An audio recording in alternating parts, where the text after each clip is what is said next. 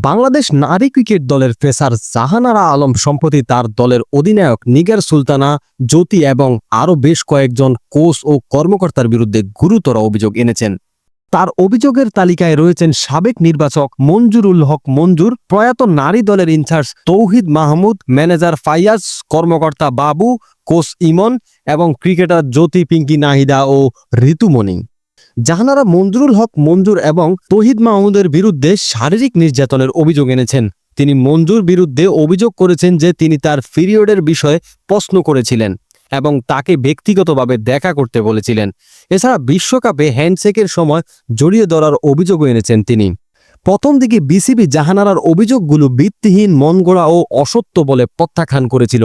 তবে সর্বশেষ খবরে জানা গেছে যে বিসিবির একজন শীর্ষ বোর্ড পরিচালক বলছেন জাহানারা আলম এতগুলো মানুষের বিরুদ্ধে যে অভিযোগ এনেছেন তা অবশ্যই আলোচনার বিষয়। বিসিবি এই বিষয়ে গুরুত্ব সহকারে দেখছে এবং খতিয়ে দেখার আশ্বাস দিয়েছে।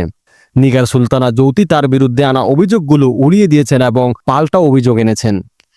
সম্প্রতি শেষ হওয়া বিশ্বকাপে বাংলাদেশ নারী ক্রিকেট দলের 7টি ম্যাচের মধ্যে মাত্র একটিতে জয়লাভ করে 8 দলের মধ্যে 7ম স্থান থেকে টুর্নামেন্ট শেষ করেছে। এই পরিস্থিতি বাংলাদেশ নারী ক্রিকেট অঙ্গনে একটি অস্থিরতা তৈরি করছে এবং বিসিবি কিভাবে এই অভিযোগগুলো নিষ্পত্তি করবে তাই দেখবার বিষয়।